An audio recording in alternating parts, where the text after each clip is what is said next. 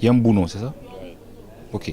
Monsieur Marc Yambouno Bochou, Bonjour monsieur. vous êtes le ministre du Commerce de la République de Guinée. Vous venez de prendre part à la troisième réunion des ministres du Commerce africain ici à Niamey, qui est sur la zone de libre-échange continentale.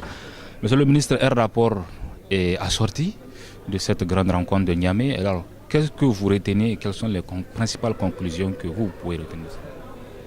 Merci. D'abord, je commence par remercier très sincèrement le peuple, le gouvernement nigérien et surtout son Excellence le Président Issoufou, qui est le champion en Afrique de cette zone de libéralisation des échanges.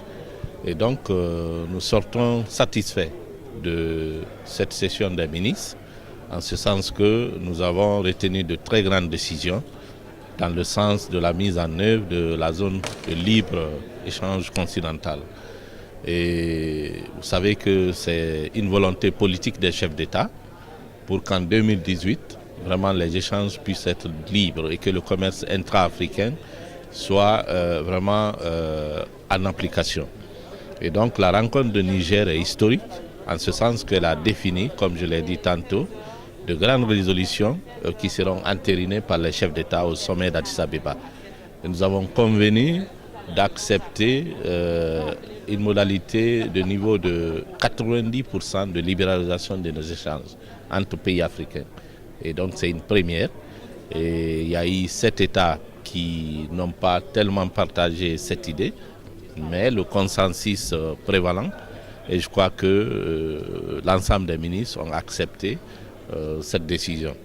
Et donc au Niger, nous avons tracé une page très importante de l'histoire africaine, en ce sens que graduellement, et comme le souhaitent les chefs d'État, nous partons sincèrement et sûrement vers la libéralisation vraiment des échanges au niveau continental. Les lignes ont bougé à Niamey, satisfaction totale.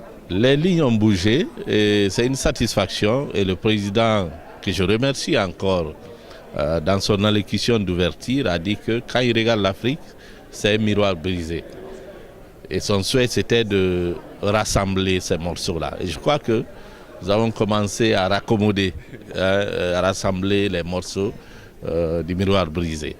Et l'union va nous rendre forts, parce qu'il avait cité en mémoire une citation de feu Kwame Nkrumah qui disait « Soit nous sommes unis ou nous périssons tous ».